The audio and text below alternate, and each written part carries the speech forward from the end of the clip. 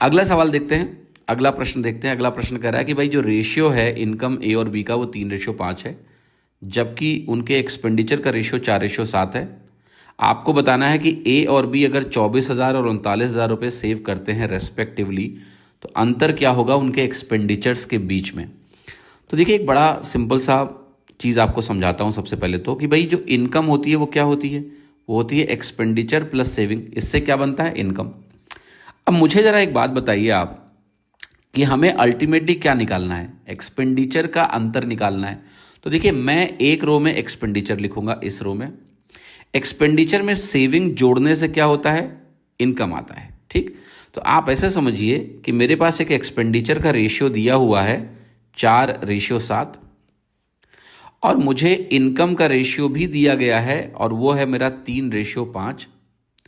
और ये कैसे हुआ, जब हम एक्सपेंडिचर में यहाँ सेविंग जोड़ेंगे, तो सेविंग यहाँ पर कितनी है, 24,000। मैं 24,000 को 24 ही लिखूंगा और 39,000 को 39 ही लिखूंगा। वो 3 जीरो मैं बाद में लगा लूंगा, मैंने दोनों में 1,000 हटा दिए।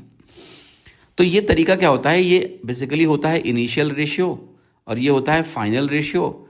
और ये है कि इनिशियल रेशियो में क्या जोड़ने से या क्या करने से फाइनल रेशियो मुझे मिला।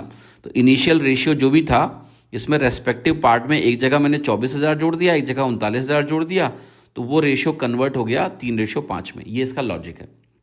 अब इसके आगे क्या करते हैं, इसके आगे हम ऐसे करते हैं, 5 चौके 20, 7 तिरिक 21, इसका अंतर आया 1 यूनिट।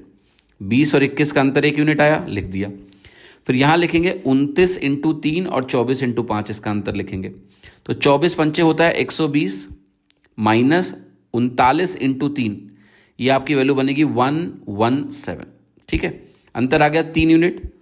1 यूनिट जब 3 के बराबर आया तो ये 3 नहीं है बेसिकली, क्योंकि हमने इन दोनों के 3 जीरोज हटा दिए थे, तो वो अब लगा लो, तो 1 यूनिट आपका 3,000 के बराबर आ गया। अब 1 यूनिट अगर 3,000 के बराबर आ गया, तो मुझे एक बात बताइए, सवाल पूछ रहा है कि इनके एक्सपेंडिचर्स का अंतर बता दो। इनके एक्सपेंडिचर्स का अंतर 3 यूनिट है या नहीं है, यस। तो इनके एक्सपेंडिचर का अंतर 3 यूनिट है और वो 3 यूनिट 9,000 के बराबर हो जाएगा। क्यों हो जाएगा, क्योंकि आपने अभी कहा है कि भैया 1 यूनिट 3,000 के बराबर है, तो एक्सपेंडिचर में 3 यूनिट का अंतर 9,000 के बराबर हो जाएगा। तो इसका आंसर आपका आ गया डी ऑप्शन। ये लॉजिक ध्यान रखना कि इनिशियल रेशियो में क्या करने से फाइनल रेशियो आया। ठीक है, तो ये करने से फाइनल रेशियो आया और हमारी वैल्यू आ गई।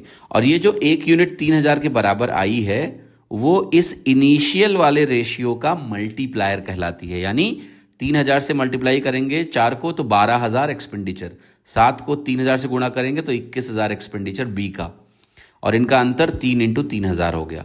ये भी ख्याल रखिएगा कि ये जो 3,000 आया है, ये 3,000 से इसको मल्टीप्लाई नहीं कर सकते हैं, वो इनकम का मल्टीप्लायर नहीं होता है, वो पहले वाले रेशियो का मल्टीप्लायर होता है। इसीलिए मैंने एक्सपेंडिचर को पहले लिखा था, इनकम को बाद में लिखा था, क्योंकि सवाल में एक्सपेंडिचर ही निकालना है।